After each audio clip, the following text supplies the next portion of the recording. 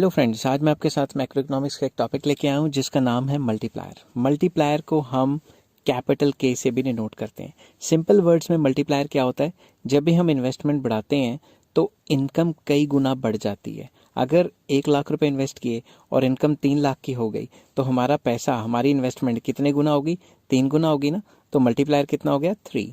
Multiplier को के से डिनोट करते हैं और मल्टीप्लायर की वैल्यू आ जाएगी 3।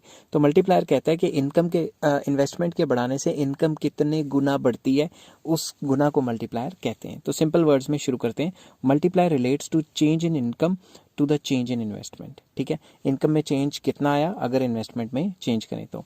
When the level of investment in an economy increases, जब भी हम इन्वेस्टमेंट किसी भी इकोनॉमी में बढ़ाते हैं, the level of income also increases, उसकी वजह से इनकम भी बढ़ जाती है। But the level of increase in income is many times more than the increase in investment. But investment के बढ़ाने से इनकम का लेवल कई गुना ज़्यादा बड़ा होता है। जितने गुना बड़ा होता है उसे मल्टीप्लायर कहा जाता है। तो अब कीन्स की लैंग्वेज में हम पढ़ते हैं। According to J M Keynes, investment multiplier tells us that when there is an increment मतलब increase in the aggregate investment, अगर aggregate investment बढ़ाते हैं, income will increase by an amount which is k times of the increment of investment। तो उसकी वजह से जो income बढ़ेगी वो k गुना बढ़ जाएगी। ठीक है, तो k गुना बढ़ जाएगी। समझ की बात? तो ये कह रहे हैं कि जब भी हम एग्रीगेट इन्वेस्टमेंट बढ़ाते हैं तो इकोनॉमी में इनकम भी इंक्रीज हो जाती है। कितनी इंक्रीज हो जाती है? के गुना ऑफ इन्वेस्टमेंट। ठीक है, मैंने एग्जांपल दिया था, 1 लाख रुपए इन्वेस्ट किए, 3 लाख रुपए इनकम बढ़ गई, तो फिर हम कहेंगे मल्टीप्लायर 3 है। तो इसका formula K is multiplier, it is equals to change in income due to change in investment. तो ये है change in income divided by change in investment. I hope ये वीडियो आपको पसंद आई होगी। नेक्स्ट वीडियो में मैं लेके आऊँगा relationship between multiplier and MPC और एमपीएस।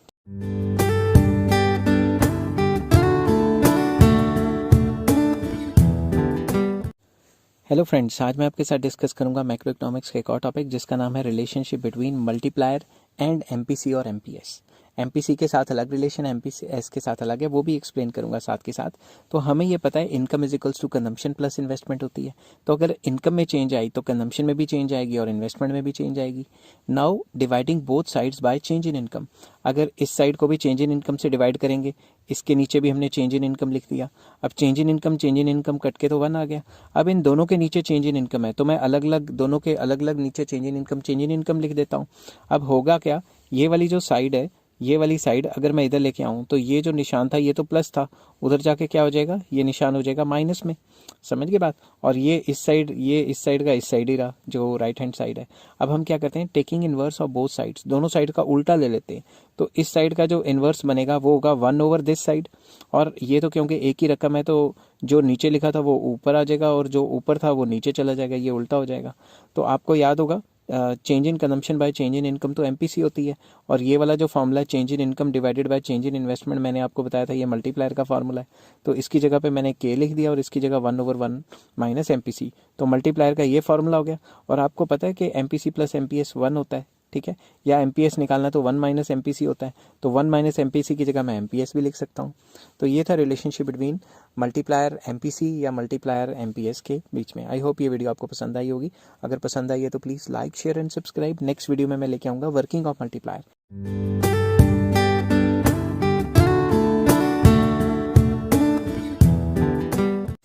हेलो फ्रेंड्स, आज मैं आपके साथ डिस्कस करूंगा working of multiplier.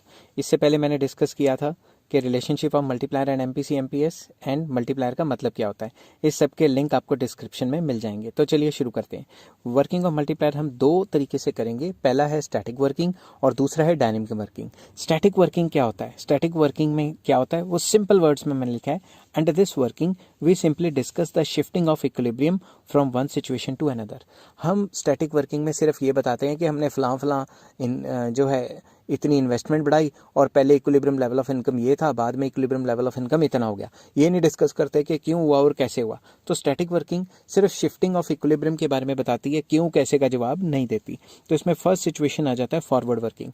Forward working एक ऐसी सिचुएशन है जिसमें जब भी हम इन्वेस्टमेंट को बढ़ाते हैं तो इनकम कई गुना बढ़ जाती है। ठीक है, फॉरवर्ड मतलब आगे जाना। तो it is a situation under which any increase in investment leads to many times increase in income. तो जब भी हम इन्वेस्टमेंट बढ़ाते हैं तो इनकम कई गुना बढ़ जाती है। इसका डायग्राम मैंने बनाया हुआ है। एक्स एक्सिस पे मैंने दिया हुआ है इनकम, वाई एक्सिस पे दिया हुआ है इन्वेस्टमेंट। अब मैं आपके सामने डायग्राम बना रहा हूँ, ये एग्रीगेट सप्लाई कर्व मैंने पहले की बनाई हुई है, एग्रीगेट डिमांड कर्व बना रहा हूँ, ये बन गई एग्रीगेट डिमांड कर्व, ठीक है। तो मैं इसको नाम दे देता हूँ एग्रीगेट डिमांड कर्व। जहाँ पे दोनों इंटरसेक्ट करती हैं ये इक्विलिब्रियम है, और अगर मैं इसको डॉटेड लाइन से जोड़ता हूँ तो ये इनिशियल लेवल ऑफ इक्विलिब्रियम है। जब भी इन्वेस्टमेंट बढ़ती है, आपको ये पता है ना, एडी का फॉर्मूला, छोटा फॉर्मूला क्या है, सी प्लस आई। अब आप खुद सोचो, अगर इन्वेस्टमेंट मैं बढ़ाऊंगा तो इसमें प्लस चेंज इन इन्वेस्टमेंट भी करूंगा तो एडी तो बढ़ेगी ही, क्योंकि इन तीनों को ऐड करके तो ये बन रहा है। तो अब मैं क्या करूंगा, जब भी मैं इन्वेस्टमेंट बढ़ाऊंगा एडी कर्व पैरेलल शिफ्ट हो जाएगी अपवर्ड, ठीक है। मैं ये पैरेलल शिफ्ट नहीं कर पाया हूँ, रुको, इसको पैरेलल शिफ्ट करने की स्कीम देखता हूँ टैबलेट में, ठीक है। कॉपी यहाँ पे कर देता हूँ, पेस्ट, ठीक है। तो अब जो चेंज आएगा ना वो पैरेलल आएगा, ठीक है। तो ये हमने पैरेलल शिफ्ट कर दी है, और मैं इसको नाम दे देता हूँ नया AD1। अब नई डिमांड कर्व जो एग्रीगेट डिमांड कर्व है वो सप्लाई कर्व को E1 पॉइंट पे काट रही है, तो ये E1 पॉइंट नया इक्विलिब्रियम में। अगर मैं इसको डॉटेड लाइन से जोड़ूं तो नई इनकम कितनी होगी, Y1। अब खुद सोचो, इतनी सी इन्वेस्टमेंट बढ़ी थी, इसकी वजह से इनकम ज़्यादा नहीं बढ़ गई। तो इन्वेस्टमेंट के बढ़ने से इनकम ज़्यादा बढ़ती है, इसको फॉरवर्ड वर्किंग कहते हैं। और इस केस में हम सिर्फ शिफ्टिंग ऑफ इक्विलिब्रियम कर रहे हैं कि पहले इक्विलिब्रियम ये था, फिर इक्विलिब्रियम ये था, भाई इन्वेस्टमेंट बढ़ी और इनकम बढ़ गई, क्यों बढ़ी, कैसे बढ़ी, ये हम नहीं डिस्कस कर रहे, ये डायनेमिक वर्किंग में हम डिस्कस करेंगे।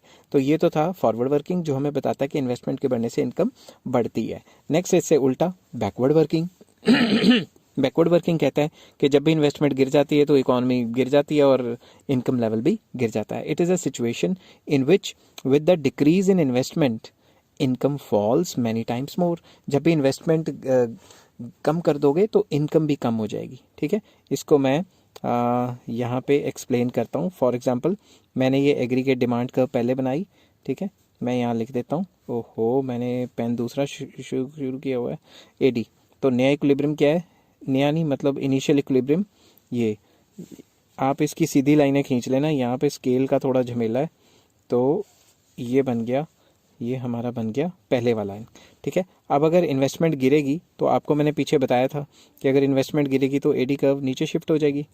तो इसको नीचे शिफ्ट कर देते हैं और इसका नया नाम दे देते हैं आपका AD1, ठीक है। ओहो, बैक करते हैं इसको और इसका नया नाम दे देते हैं AD1। तो ये हो गया E1। तो अगर मैं इसको डॉटेड लाइन से नीचे खींचूं तो ये हो गया Y1। अब खुद सोचो, इन्वेस्टमेंट तो इतनी सी गिरी, तो इनकम इससे काफ़ी गुना ज़्यादा नहीं गिर गई, 1 पॉइंट समथिंग टाइम। तो इसे कहते हैं बैकवर्ड वर्किंग। तो बैकवर्ड वर्किंग कहती है कि जब भी इन्वेस्टमेंट गिरा देते हैं तो इनकम उससे ज़्यादा ही गिरती है, ठीक है। इसमें भी हमने क्या किया, शिफ्टिंग ऑफ इक्विलिब्रियम, पहले इक्विलिब्रियम ऊपर था फिर नीचे चला गया। तो जब भी हम इसको थोड़ा शॉर्ट करके बताते हैं कि स्टैटिक वर्किंग एक ऐसी वर्किंग है जिसमें सिर्फ shifting of equilibrium from one situation to another discuss की जाती है। क्यों और कैसे ये डिस्कस नहीं किया जाता, सिर्फ ये कहते हैं भाई इन्वेस्टमेंट बढ़ गई, इनकम बढ़ गई ज़्यादा उससे, और इन्वेस्टमेंट गिर गई तो इनकम उससे ज़्यादा गिर गई। अब हम नेक्स्ट वर्किंग पे चलते हैं जिसका नाम है डायनेमिक वर्किंग। डायनेमिक वर्किंग एक ऐसी वर्किंग है जिसके under we discuss the income generation process. हम ये पूरा प्रोसेस डिस्कस करते हैं कि इनकम जनरेट कैसे होती है। It can be discussed under 2 situations. पहली situation, single injection of investment. Single injection of investment एक ऐसी सिचुएशन है जब इकोनॉमी में एक ही बार इन्वेस्टमेंट की जाए तो इनकम बढ़ेगी, मगर सिर्फ एक ही बार बढ़ेगी, ठीक है। तो it is a situation in which if the investment is made only once the income will also increase only once. अगर एक ही बार इन्वेस्टमेंट करोगे तो इनकम भी एक ही बार बढ़ेगी। After that income will fall to its initial level, गिर गिर के दोबारा उसी लेवल पे पहुंचेगी जिस लेवल पे थी। It can be explained with the help of table and diagram. तो वी एज्यूम दैट, हम ये एज्यूम करते हैं कि MPC हाफ है। MPC आपको पता है ना, MPC is change in consumption bye change in income. मतलब जब भी आपकी इनकम चेंज होगी, इनकम बढ़ेगी, तो आप उसमें से हाफ खाओगे और हाफ सेव कर लोगे। तो इसके लिए मैंने एक टेबल बनाया है। टेबल में सबसे पहले मैंने यहाँ स्टेजेस लिखे हैं, यहाँ चेंज इन इन्वेस्टमेंट, यहाँ change in income, change in consumption and change in income. तो फर्स्ट स्टेज में मैंने क्या किया, मैंने 100 रुपये इन्वेस्ट किया। अब ये जो 100 रुपये मैंने इन्वेस्ट किया है, ध्यान से देखना, ये 100 रुपये किसी और की इनकम बन गई। अब आप खुद सोचो, जो बच्चे मेरे पास पढ़ने आते हैं या जो भी क्लाइंट्स मेरे पास अपने केस लड़ने आते हैं, वो अपने पैसे इन्वेस्ट करते हैं तो मेरी तनख्वाह बनती है, समझ गए ना बात। तो एक बंदे की इन्वेस्टमेंट दूसरे बंदे की तनख्वाह होती है। अब मैंने क्या किया, जो मेरी मान लो तनख्वाह बनी, ये वाली मान लो ये मेरी तनख्वाह बनी, अब मैंने इस तनख्वाह में से क्या करना है, MPC क्या है, MPC क्या है, MPC हमारा हाफ है। इसमें में से मैंने आधी खाई, ठीक है, मैंने इसमें से हाफ खाई। कितना खाया, 50 रुपीज़। मान लो मैंने कहीं जाके खर्चा कर दिया 50 रुपीज़ किसी दुकान पे, वो 50 रुपीज़ किसी और दुकानदार की तनख्वाह बन गई। अब उस दुकानदार ने हाफ खाया 25, वो 25 किसी और दुकानदार की तनख्वाह बन गई, उस दुकानदार ने हाफ खाया, वो किसी और की तनख्वाह बन गई। तो ये प्रोसेस ऐसे चलता रहेगा और ये जो इनकम है ये गिरते गिरते गिरते गिरते वो फिर से उसी जीरो के लेवल पे आ जाएगी। तो चेंज इन इनकम जो है शुरू ही तो हुई थी 100 से, मगर वो गिरती गिरती फिर से इनिशियल लेवल पे आ जाएगी। इसको डायग्रामेटिकली भी एक्सप्लेन किया हुआ है, नीचे लिखी हुई है स्टेजेस। तो फर्स्ट स्टेज में 100 रुपये इन्वेस्ट किया था, सेकंड स्टेज में वो हाफ होकर 50 हो गया था, थर्ड स्टेज में 25, और यहाँ मैं 4 स्टेज लिखनी भूल गया, ये लो अभी लिख देता हूँ, स्पीड में कभी कभी लिखना भूल जाता हूँ। तो उस केस में 12.5। तो हमने क्या किया, ये जो बार्स बनाए हैं इनके जो सेंटर की जो है इनसे लाइन ज्वाइन कर देनी है और इस लाइन को इनकम जनरेशन पाथ कहते हैं। ये लाइन या ये कर्व नीचे गिर रही है, इसका मतलब ये एक ही बार इन्वेस्टमेंट करो तो इनकम एक ही बार बढ़ती है, इकॉनमी फिर से अपने बुरे पोजीशन में चली जाती है। मगर इससे उल्टी situation, continuous injection of investment, अगर लगातार इन्वेस्टमेंट बढ़ती रहे तो ये एक ऐसी सिचुएशन है in which if the investment is made on regular intervals the income will also increase regularly. अगर इन्वेस्टमेंट रेगुलरली करोगे तो इनकम भी रेगुलरली आएगी। इसका भी टेबल एंड डायग्राम मैंने बनाया है, हमने भी इसमें अजम्पशन किया है कि एमपीसी हाफ है, तो इसमें फिर से वही बात, ठीक है। तो सबसे पहली स्टेज में 100 रुपये इन्वेस्ट किया, वो 100 रुपये किसी की बन गई तनख्वाह। अब उस बंदे ने क्या किया, उस बंदे ने 50 रुपये खाए, ठीक है। तो ये 50 रुपये तो किसी की तनख्वाह बनी है, प्लस 100 रुपये और इन्वेस्ट कर देंगे, तो ये 100 और ये 50 टोटल तनख्वाह कितनी होगी, 150। समझ गए बात। तो अब जब 150 तनख्वाह थी इकॉनमी में, तो उस 150 में से 150 में से 75 क्या होते हैं, खर्च हो जाते हैं। अब ये 75 तो खर्च हो गए, जो खर्च हुए वो तो किसी की तनख्वाह बनी, और साइमल्टेनियसली 100 और इन्वेस्ट कर दिया, तो ये 100 और ये 75 मिला के टोटल होगी 175। अब 175 का हाफ खर्च हुआ, तो जब हाफ खर्च हुआ तो वो तो है 87.5, तो 100 और इन्वेस्ट हो गए, तो 100 इन्वेस्ट हुए प्लस 87.5, तो टोटल तनख्वाह बन गई 187.5। तो इस सिचुएशन को अगर हम देखें तो इनकम लगातार बढ़ती जा रही है। तो ये कहा गया कि जब भी हम रेगुलर इन्वेस्टमेंट करेंगे तो इनकम भी रेगुलरली ही बढ़ेगी, ठीक है। अब इसका डायग्राम देख लेते हैं। तो यहाँ पे अगर देखें first stage, second stage, third stage, fourth stage, first stage पे 100 थी, सेकंड स्टेज पे 150, थर्ड स्टेज में ये 175 और 187.5। तो अब इसमें डायग्राम बनाने के चक्कर में हमने इसके बार्स के जो सेंटर पॉइंट है वो जो है वो ज्वाइन करा लिए, और जो इनकम जनरेशन पाथ है वो अपवर्ड स्लोपिंग है। इसका मतलब ये कि इन्वेस्टमेंट के बढ़ने से इनकम कई गुना बढ़ रही है।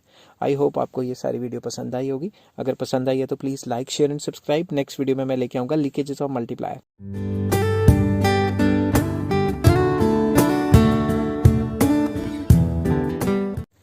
हेलो फ्रेंड्स, आज मैं आपके साथ डिस्कस करूंगा मैक्रो इकोनॉमिक्स का एक इंपॉर्टेंट टॉपिक जिसका नाम है लीकेजेस ऑफ मल्टीप्लायर। तो चलिए शुरू करते हैं कि लीकेजेस ऑफ मल्टीप्लायर क्या होता है। लीकेजेस ऑफ मल्टीप्लायर में सिंपल वर्ड्स में सबसे पहले मल्टीप्लायर बताता हूँ। मल्टीप्लायर क्या कहता था, जब भी इन्वेस्टमेंट बढ़ता है तो इनकम कई गुना बढ़ जाती है, ठीक है। तो ऐसी कौन सी सिचुएशंस हैं जिसमें मल्टीप्लायर प्रोसेस हर्ट होता है और मल्टीप्लायर प्रोसेस में खामियां आ जाती हैं या मल्टीप्लायर प्रोसेस अच्छे तरीके से काम नहीं करता। चलिए शुरू करते हैं। Increase in income due to increase in initial investment does not go endlessly. मतलब जब भी आपकी इन्वेस्टमेंट के बढ़ने से इनकम बढ़ेगी, इसका मतलब ये नहीं है हमेशा ही बढ़ती रहेगी, ठीक है। Due to several factors the process of income propagation slows down and ultimately comes to halt. कई फैक्टर्स रिस्पॉन्सिबल हैं जिसकी वजह से इनकम, इन्वेस्टमेंट के बढ़ने से इनकम के जो बढ़ने की स्पीड है वो कम कम कम कम होती रहती है और आखिर में आके बंद हो जाती है। Causes responsible for this decline in income are called leakages। तो ये जो कॉजेज हैं जिनकी वजह से जो इन्वेस्टमेंट के बढ़ने से इनकम नहीं बढ़ पाती उनको हम लीकेजेस ऑफ मल्टीप्लायर कहते हैं, ठीक है। Some important leakages are as under. तो पहली कौन सी है, आइडियल सेविंग्स। बहुत इंपॉर्टेंट पॉइंट है। Some part of income, some part of the increased income goes out of circulation in the form of ideal savings. अगर कई लोगों की तनख्वाह बढ़ती है तो वो सारी की सारी खर्च नहीं करते, वो सेव कर लेते हैं। Ideal savings leads to equivalent fall in MPC. और अगर सेव कर लेंगे तो एमपीसी तो बढ़ेगी नहीं, उनकी कंजम्पशन तो बढ़ेगी नहीं। और असली मल्टीप्लायर में खेल किस चीज़ का है, कंजम्पशन का। अगर आप मार्केट में कंजम्पशन करेंगे तभी मार्केट में एम्प्लॉयमेंट जनरेट होगी, गुड्स बिकेंगे, ठीक है। तो अगर आपने सेविंग ही कर ली तो मैक्रो लेवल पे अगर आप सेविंग करते हैं तो भाई पूरा का पूरा जो इकॉनमी है वही ठप हो जाएगी। एक इंसान माइक्रो लेवल पे सेव करे बहुत अच्छा है, मगर सारे के सारे सेव करने लग गए तो दुकानों पे तो सामान ही नहीं बिकना, ठीक है ना। तो वो मैक्रो लेवल के लिए तो परेशानी है। It results in to fall in the value of multiplier. तो अगर सारे के सारे बढ़ी हुई इनकम में से सेविंग्स ज़्यादा करने लग गए तो मल्टीप्लायर की वैल्यू में फॉल आ जाएगा, जिसको लीकेजेस कहा जाता है। Next, purchase of shares and government securities. When some part of the increased income is used to purchase old shares and government securities, the flow of income stream falls. अगर बढ़ी हुई income में से आप कुछ हिस्सा या ज़्यादा हिस्सा गवर्नमेंट सिक्योरिटीज़ को खरीदने में लगा देते हैं तो पैसा तो गवर्नमेंट के पास चला गया, शेयर्स खरीदने में लगा देते हैं तो पैसा तो शेयर मार्केट में चला गया, उससे गुड्स एंड सर्विसेज की सप्लाई पे क्या फ़र्क पड़ा? कोई फ़र्क नहीं पड़ा। This part of income is not spent on the consumer goods. तो जब भी कंज्यूमर गुड्स के ऊपर खर्चा होता तभी उनकी डिमांड बढ़ती, तभी उनकी प्रोडक्शन बढ़ती, मगर ऐसा तो कुछ हुआ नहीं। Consequently the future increase in income halts and multiplier effects declines gradually. तो हम सिर्फ मल्टीप्लायर इफेक्ट को तभी काम में ला सकते हैं या मल्टीप्लायर इफेक्ट तभी आएगा जब हम गुड्स ज़्यादा से ज़्यादा कंज्यूम करें, ताकि मार्केट में जो है सेलिंग ज़्यादा हो, जिसकी वजह से प्रोडक्शन ज़्यादा हो, फिर एम्प्लॉयमेंट बढ़ेगी। नेक्स्ट आ जाता है पेइंग ऑफ ओल्ड डेट। अगर आपने पुराना कर्जा चुका दिया, that part of increase income which is utilised in paying old debt is obviously not spent on consumption. आपने पुराने कर्जे चुकाए, आपने वो पैसा कंजम्पशन पे तो खर्च नहीं किया। अगर कंजम्पशन पे खर्च किया होता, कंज्यूमर गुड्स की डिमांड बढ़ती, उससे प्रोडक्शन बढ़ती, एम्प्लॉयमेंट बढ़ती, तो हर एक में वही कारण है। This is another leakage restricting the process of income generation through multiplier effect. तो पुराना कर्जा ही चुकाया, उसके बदले कोई गुड्स एंड सर्विसेज तो जनरेट नहीं हुई। नेक्स्ट आ जाता है इम्पोर्ट या imports. Import constitutes yet another leakage from the system, क्योंकि अब बाहर से सामान मंगाते हैं तो पैसा तो बाहर चला गया, हमारी इकोनॉमी का सर्कुलर फ्लो तो वैसे ही कम हो गया। Money goes out of the system equivalent to the value of imports. तो जितनी चीज़ें आप बाहर से इम्पोर्ट करोगे उसके इक्विवेलेंट पैसा बाहर चला जाएगा। Accordingly propensity to consume falls, limiting the multiplier effect of increase investment. तो अगर आपने बाहर से चीज़ें मंगा ली तो जितनी चीज़ें बाहर से मंगाओगे उतने वैल्यू का पैसा बाहर चला जाएगा। अगर पैसा बाहर चला गया तो हमारे सिस्टम में से, हमारी इकोनॉमी में से तो पैसा निकल गया, जिसकी वजह से कंजम्पशन लेवल्स गिर जाएंगे। इसलिए जब भी इकोनॉमी अमीर होती है वो बाहर से इंपोर्टेड गुड्स यूज़ करने लगती है। अगर इंपोर्टेड गुड्स बाहर से खरीदेंगे तो फिर तो फ़ायदा ही क्या हुआ अमीर होने का, सारा पैसा तो फिर से सर्कुलेट हो गया बाहर, ठीक है ना। Next, excess stock of consumer goods या consumption goods. Increase in income leads to increase in consumption. जब भी इनकम बढ़ती है तो कंजम्पशन बढ़ती है। If the increase demand for consumer good is met of the existing excess stock of goods such as new consumer goods will not be produced, it will weaken the multiplier effect. अगर आपकी income बढ़ी, आप लोगों ने consumption बढ़ाई, आप लोगों ने क्या पूरी इकोनॉमी में कंजम्पशन बढ़ी, मगर ये बढ़ी हुई कंजम्पशन के लिए स्पेशल गुड्स बनाने नहीं पड़े, बल्कि पहले की एक्सेस सप्लाई पड़ी थी गुड्स की, तो नई इनकम तो जनरेट ही नहीं हुई, नई एम्प्लॉयमेंट तो जनरेट ही नहीं हुई। ये भी एक मल्टीप्लायर इफेक्ट के लिए लीकेज मानी जाती है। नेक्स्ट आ जाता है हाई लिक्विडिटी प्रेफरेंस। अगर कुछ लोग प्रेफरेंस ऑफ लिक्विडिटी, कैश की प्रेफरेंस करते हैं तो वो तो खर्चेंगे ही नहीं पैसा, फिर कंजम्पशन कहाँ से बढ़ेगी। If people have high liquidity preference, if they want to hold more money in cash for transaction precaution and speculative motive. अगर वो ज़्यादा से ज़्यादा पैसा अपने हाथ में रखना चाहते हैं, खर्चे के लिए भी, प्रिकॉशन के लिए भी, स्पेकुलेटिव मोटिव के लिए भी, कि अगर कोई चीज़ सस्ती मिली या सट्टे टाइप मिली तो एकदम से इन्वेस्टमेंट करके बल्क में रिटर्न्स कमा लेंगे, it would imply less expenditure. अगर वो अपने पास पैसा अपने जेब में कैश रखना चाहते हैं या अपने पास संभाल के रखना चाहते हैं तो वो कंजम्पशन कम करेंगे। Hence liquidity preference also serves as a leakage of multiplier. इसकी वजह से भी कंजम्पशन नहीं बढ़ेगी, जॉब्स नहीं क्रिएट होंगी, ठीक है ना। नेक्स्ट आ जाता है इन्फ्लेशन। इन्फ्लेशन मतलब महंगाई। If price rise then the large part of increased income will be spent on the purchase of same amount of goods and services as before.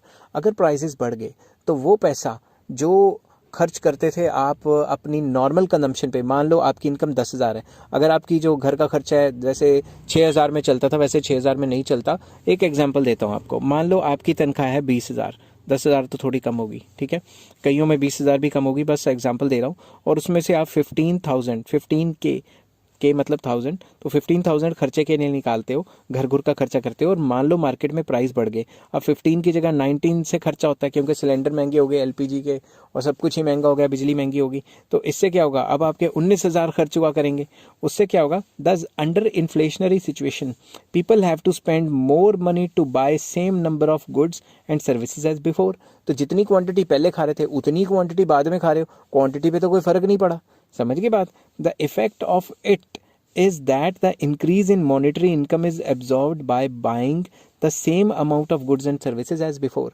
अगर पहले आप 50 kg आटा ले रहे थे अपने घर के लिए, अब भी उतना ही ले रहे हो, ज़्यादा तो नहीं ले रहे, तो प्रोडक्शन में तो कोई फ़र्क ही नहीं पड़ा। Therefore very little income is left to buy new goods and services. आपके पास पैसे नहीं बचने और गुड्स खरीदने के, तो there will not be much increase in the consumption, क्योंकि कंजम्पशन और नहीं बढ़ पाएगी, क्योंकि महंगाई हो जाती है तो कंजम्पशन लेवल गिर जाते हैं। इसीलिए आपने देखा होगा जब भी इन्फ्लेशन रेट हाई होता है तो उस कंट्री में, जिस कंट्री में इन्फ्लेशन बढ़ जाती है उसकी शेयर मार्केट गिर जाती है। क्यों? क्योंकि शेयर मार्केट किस पे बेस्ड होती है? कंपनियों पे, ठीक है ना। कंपनियों की सेल्स कम हो जाती है, इन्फ्लेशन रेट हाई हो जाते हैं। तो with little increase in the consumption multiplier effect will remain limited. अगर कंजम्पशन ही नहीं बढ़ेगी तो मल्टीप्लायर की ऐसी की तैसी हो जाएगी। नेक्स्ट आ जाता है taxation system. If the taxes on goods and progressive taxes on income are increased, there will be no appreciable increase in the consumption despite increase in income। अब आप खुद सोचो, अगर गवर्नमेंट्स ने अपने टैक्स बढ़ा दिए, चीज़ों पे भी टैक्स बढ़ा दिए और इनकम पे भी टैक्स बढ़ा दिए, तो सारा का सारा तो सरकार ही टैक्स लेगी। तो जब सरकार ज़्यादा अमाउंट ऑफ टैक्स लेगी तो लोगों के पास तो कम बच जाएगा ना। अब जैसे हमारे कंट्री में क्या है, जीएसटी है, पेट्रोल खरीदो टैक्स, इंश्योरेंस पॉलिसी खरीदो टैक्स, मोबाइल खरीदो टैक्स, कार खरीदो टैक्स, सामान खरीदो टैक्स, हर चीज़ पे टैक्स लगा देते हैं और बाद में फिर से इनकम टैक्स भी देते हैं। तो तकरीबन हमारी सारी तनख्वाह से आधी से ज़्यादा तनख्वाह तो टैक्स में निकल जाती है। समझ के बाद बची कितनी हमारे पल्ले? तो अगर सब कुछ ये टैक्स ही ले जाएंगे तो हमारे पास कंजम्पशन के लिए तो बहुत कम बचेंगे। As a result the process of income propagation slows down. तो जब हमारे पास पैसे नहीं बचेंगे तो हम खर्च ही नहीं कर पाएंगे, तो गुड्स ही नहीं खरीदेंगे, गुड्स की प्रोडक्शन ज़्यादा नहीं हो पाएगी, तो एम्प्लॉयमेंट कैसे जनरेट होगी? ठीक है। अब भाई हड़तालें मत करने बैठ जाना सरकार के खिलाफ, ठीक है। तो नेक्स्ट आ जाता है undistributed profit of the companies. Many companies do not distribute all the profits among the share holders, they keep a part of it as a reserve fund. Company का जो प्रॉफिट होता है वो 3 हिस्सों में डिवाइड होता है। एक तो सरकार टैक्स ले जाती है, दूसरा शेयर होल्डर्स के बीच में जो डिस्ट्रीब्यूट होता है जिसको डिविडेंड कहते हैं, और तीसरा पार्ट कंपनी अपने पास कॉर्पोरेट सेविंग्स कर लेती है कि फर्दर इन्वेस्टमेंट करना है। अगर वो शेयर होल्डर के बीच में डिविडेंड डिस्ट्रीब्यूट नहीं करती, अपने पास संभाल के रख लेती है, then this undistributed profit also serves as a leakage of the multiplier because this amount is not made available to the shareholders who could use it as consumption expenditure। अगर share holders को दे देती तो क्या पता वो भी थोड़ा बहुत अपना खर्चा खुर्चा कर लेते, मगर उनको दिया नहीं, कंपनी के पास ही संभाल के रख लिया, तो वो भी एक टाइप का लीकेज माना जाएगा। आई होप ये वीडियो आपको पसंद आई होगी। ये मेरे अपने व्यूज़ होते हैं, बीच बीच में अपने views in the sense government के बारे में और पॉलिटिक्स के, तो आप इनको माइंड मत किया करो। अगर आपको समझ आई तो please like share and subscribe.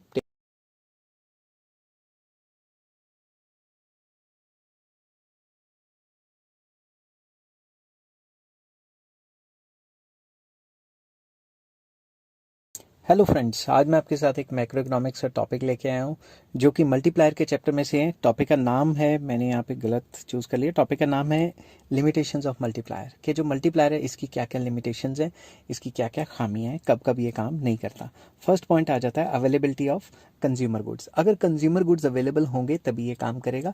Consumer goods he available नहीं होंगे तो कंज्यूमर अगर इनकम जनरेट कर पाता है तो वो खरीदेगा क्या? समझ गए ना बात? तो इसको मैंने एक्सप्लेन किया है। Multiplier is effective only if consumer goods are available in the country in adequate quantity to enable the consumers to spend their increased income on the purchase of these goods। तो मतलब अगर investment के बढ़ाने से income बढ़ भी गई है, उस बढ़ी हुई इनकम से अगर गुड्स एंड सर्विसेज खरीदेगा तभी फर्दर इनकम जनरेट होगी ना। अगर अवेलेबिलिटी ऑफ गुड्स ही नहीं है तो फिर फायदा क्या हुआ? फिर तो वो पैसे उसकी जेब में ही रह गए ना, लीकेज होगी एक टाइप की। If consumer goods are not available in sufficient quantity, consumers will be unable to spend their increased income, which will restrict the operational effect या ऑपरेशनल इफेक्टिवनेस ऑफ मल्टीप्लायर। तो जो इफेक्टिवनेस ऑफ मल्टीप्लायर है वो तो कम होगी, क्योंकि जो उन्होंने ज़्यादा पैसे कमाए वो जेब की जेब में रह गए, वो घूमे नहीं, सर्कल में नहीं आए, इकोनॉमी में नहीं घूमे। ठीक है। नेक्स्ट पॉइंट आ जाता है multiplier period. When income increases due to initial increase in investment, multiplier does not becomes operative immediately। शुरू में इन्वेस्टमेंट बढ़ी, इन्वेस्टमेंट के बढ़ने से एकदम से इनकम नहीं बढ़ जाती, ठीक है, उसमें एक टाइम लैग लगता है। It needs time lags to show its effects. तो एक टाइम चाहिए उसको, पैसे को सर्कुलेट होने में काफ़ी टाइम लग जाता है। जैसे मान लो कोई मैंने कहीं इन्वेस्टमेंट की, उससे पैसा मेरी जेब में आया तो मैं आज के आज ही थोड़ा ना खर्च दूंगा। मैं जब खर्चूंगा फिर अगले बंदे के पास जाएंगे, अगला बंदा कब खर्चेगा कोई पता नहीं। समझ रहे हो ना? Consumers do not spend all their income immediately after its receipt, and then there is a time lag between receipt of income and expenditure. वो एकदम से अपने सारे पैसे नहीं खर्च कर देते, आस्ता आस्ता खर्च करते हैं, और जो वो जब उनको इनकम मिली है और जब उन्होंने खर्चा करना है उसके बीच में भी टाइम लैग होता है. मान लो आपको मंथली इनकम मिली तो आप एक ही दिन थोड़ी ना सारे उड़ा दोगे. Over the period of month क्या पता उसमें से कुछ सेविंग्स भी करो. ठीक है. This time lag may be short और इट मे बी लॉन्ग. तो ये टाइम लैग जो है शॉर्ट भी हो सकता है, लॉन्ग भी हो सकता है, मगर ये भी एक लिमिटिंग फैक्टर है किसका, मल्टीप्लायर का. नेक्स्ट आ जाता है less than full employment level. Working of multiplier is based on the assumption of less than full employment level in the economy. Multiplier सिर्फ तभी काम करेगा जब इकोनॉमी में less than full employment होगा. full employment किसका? less than full employment of both men and material. मतलब जो प्रोडक्शन कैपेसिटी है वो भी अभी अंडर यूटिलाइज हो रही है और अभी फुल एम्प्लॉयमेंट भी अटेन नहीं हुई. According to the concept of multiplier, increase in investment causes increase in output. जैसे इन्वेस्टमेंट बढ़ेगी, इनकम बढ़ेगी, तो डिमांड बढ़ेगी, तो आउटपुट भी बढ़ेगी और एम्प्लॉयमेंट भी बढ़ेगी and income. It is possible only when natural and human and capital resources of the country are not fully utilized. That is, most of them are unemployed. अगर ज़्यादातर रिसोर्सेज को पहले से ही फुली यूटिलाइज किया गया है तो और फुलर यूटिलाइजेशन करने के लिए कोई रिसोर्सेज ही नहीं है, तो उससे तो महंगाई हो जाएगी. समझ गए ना बात. On the contrary, if there is full employment in the economy, अगर इकोनॉमी में पहले से फुल एम्प्लॉयमेंट है, no amount of increase in investment and income will increase the employment whatever be the size of multiplier. It is a situation of price, in this situation price alone will rise. क्योंकि fuller utilisation या full employment तो पहले से हुई पड़ी है, तो अगर नया पैसा डालते भी हैं तो उसे फुल एम्प्लॉयमेंट तो होएगी नहीं, उल्टा डिमांड बढ़ती रहेगी. और अगर रिसोर्सेज पहले से फुली यूटिलाइज है, सारी कंपनियां अपना मैक्सिमम जो सप्लाई है वो कर ही रही हैं, ऑप्टिमल लेवल पे आउटपुट चल ही रही है, तो अगर आउटपुट उससे ज़्यादा बढ़ नहीं सकती, इनकम की बढ़ने की वजह से डिमांड बढ़ जाएगी और उससे प्राइस राइज चला जाएगा. ठीक है. नेक्स्ट लिमिटेशन है स्टेडी फ्लो ऑफ इन्वेस्टमेंट. मतलब रेगुलर इन्वेस्टमेंट होनी चाहिए, यानी कि एक बार इन्वेस्टमेंट की तो कहानी खत्म. रेगुलर इन्वेस्टमेंट होगी तभी रेगुलर इंक्रीज इन इनकम होगी. In order to maintain the effect of multiplier, it is necessary that the sequence of investment must continue. कि इन्वेस्टमेंट मल्टीप्लायर को काम कराने के लिए, लगातार काम कराने के लिए आपका जो सीक्वेंस ऑफ इन्वेस्टमेंट है वो चलना चाहिए. मतलब सीक्वेंस ऑफ इन्वेस्टमेंट का मतलब है कि investment should be done at regular interval. If investment is not maintained continuously, the effect of multiplier will gradually diminish and income will reverse back to its original position. अगर लगातार investment नहीं की, एक बार कर ली, फिर 2-4 टाइम लैग के बाद कर ली, तो उससे एक आधी बार तो इनकम बढ़ेगी, मगर उसके बाद इनकम दोबारा गिर के अपने इनिशियल स्टेजेस पे ही चली जाएगी. Hence, to maintain the effect of multiplier, it is necessary to have recurrent doses of investment administered to the economy. तो मतलब अगर मल्टीप्लायर इफेक्ट को लगातार मेंटेन करना है तो हमें क्या करना पड़ेगा, रेगुलर इंटरवल पे दबादब इन्वेस्टमेंट करनी पड़ेगी. एक आधी बार की इन्वेस्टमेंट तो फिर से हमारी इकॉनमी निचले लेवल पे चली जाएगी. नेक्स्ट आ जाता है नेट इंक्रीज इन इन्वेस्टमेंट. तो इकोनॉमी में overall net increase in investment होना चाहिए. ये ना हो कि एक बंदे ने इन्वेस्टमेंट कर ली मगर उसके इक्वलेंट या उससे कई गुना ज़्यादा किसी और बंदे ने सेव कर ली, तो इकोनॉमी में तो कम पैसे ही आए ना. फिर ओवरऑल देखें तो full value of multiplier can be realised only if there is a net increase in investment in the economy. मान लो मैंने 10 लाख रुपए इन्वेस्ट कर दिए मगर किसी और बंदे ने 15 लाख रुपए सेव कर दिए, तो इकोनॉमी में असल में तो सर्कुलर फ्लो में पैसा जो सर्कल में जो फ्लो कर रहा है, इकोनॉमी में फ्लो कर रहा है, वो तो 5 लाख कम हो गया ना. It means that investment in one sector should not offset the disinvestment in some other sectors of the economy. अगर एग्रीकल्चर में ज़्यादा इन्वेस्टमेंट होगी और इंडस्ट्री में इन्वेस्टमेंट नहीं हुई तो वो तो ऑफसेट होगी ना. तो एक जगह पे इन्वेस्टमेंट होना और दूसरी जगह पे पैसा खींचना, ऐसा नहीं होना चाहिए. For example, if increase in the public investment is accompanied by direct or indirect decrease in the private investment, then multiplier will not work. अगर सरकार अपनी इन्वेस्टमेंट करती है, ठीक है, मान लो 1 करोड़ की इन्वेस्टमेंट कर ली, एग्जांपल दे रहा हूँ, वैसे तो सरकार कई 100 करोड़ की इन्वेस्टमेंट करती है. अगर सरकार 1 करोड़ की इन्वेस्टमेंट करती है और प्राइवेट सेक्टर 1 करोड़ की इन्वेस्टमेंट जो की हुई है उसमें इकोनॉमी में से पैसे निकाल लेता है, तो ओवरऑल तो इकोनॉमी में इन्वेस्टमेंट नहीं ना हुई. समझ गए ना बात. तो ऐसी सिचुएशन में नेट इन्वेस्टमेंट इंक्रीज होनी चाहिए. ये ना हो कि एक बंदे ने इन्वेस्टमेंट की और दूसरे बंदे ने उतनी सेविंग कर ली तो काम ही खत्म हो गया. ठीक है. क्लोज्ड इकोनॉमी, ये भी इसकी लिमिटेशन है. Closed economy is that economy whose aggregate demand is not influenced by foreign trade।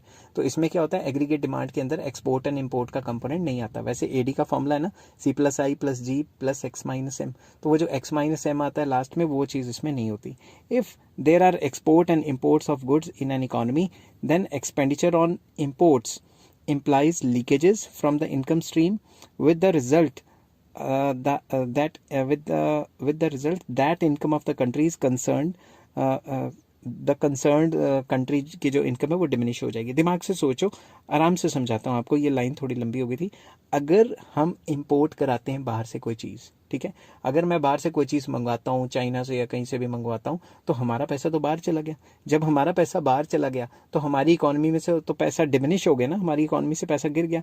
Expenditure on imports reduces marginal propensity to consume. अगर हम एक्सपोर्ट्स पे ज़्यादा इम्पोर्ट्स पे ज़्यादा खर्च करेंगे तो हमारी इकोनॉमी में तो कम पैसा रह जाएगा। जब कम पैसा रह जाएगा तो हम खर्च भी कम करेंगे, इससे एमपीसी गिर जाएगी, जिसका वैल्यू ऑफ मल्टीप्लायर पे एडवर्स इफेक्ट होगा। तो इन्होंने एक्सपोर्ट इम्पोर्ट की बात नहीं की, और एक्सपोर्ट इंपोर्ट तो मल्टीप्लायर की वैल्यू को प्लस माइनस करेंगे। अगर एक्सपोर्ट करेंगे तो मल्टीप्लायर की वैल्यू ऐड होगी, इंपोर्ट करेंगे तो मल्टीप्लायर की वैल्यू माइनस होगी। ये चीज़ तो डिस्कस ही नहीं की इन्होंने। तो लिमिटेशंस में ये आ जाता है कि अगर इंपोर्ट्स करेंगे उससे वैल्यू ऑफ मल्टीप्लायर गिरती है, ठीक है। नेक्स्ट आ जाता है कांस्टेंट एमपीसी। ये पूरी थ्योरी में एज्यूम करते हैं कि एमपीसी कांस्टेंट रहेगी, जो कि नहीं रहती। Another assumption of multiplier is that MPC must be constant, कि हमेशा एमपीसी की वैल्यू कांस्टेंट रहेगी, ऐसा भी नहीं होता। Changes in MPC causes a change in multiplier. MPC में चेंज आएगा तो मल्टीप्लायर में चेंज आएगा। If MPC is low, value of multiplier will also be low and vice versa. अगर एमपीसी गिरेगी, आपको पता है ना, इनकम के बढ़ने से एमपीसी लगातार गिरती है, तो मल्टीप्लायर की वैल्यू तो लगातार गिरती जाएगी, ठीक है। नेक्स्ट आ जाता है industrialised economy. Multiplier is more effective in an industrialise economy. Multiplier काम कहाँ करेगा, इंडस्ट्रियलाइज इकोनॉमी में। क्यों?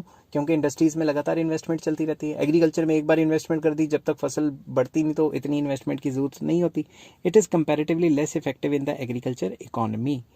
It is because income elasticity of demand is high in case of industrial goods than the agriculture goods। जो industrial goods होते हैं उनकी demand highly income elastic होती है। मान लो मेरी इनकम बढ़ी तो मेरी इंडस्ट्रियल गुड्स की डिमांड कई गुना बढ़ जाएगी। एग्जांपल, मेरे पास पैसे बहुत ज़्यादा आ गए, अभी तो मैं गरीब यूट्यूबर हूँ, मान लो मैं अमीर यूट्यूबर बन गया, तो क्या पता मैं लग्जरी गाड़ियाँ लेके घूमना शुरू कर दूँ, जो कि सपना है, ठीक है।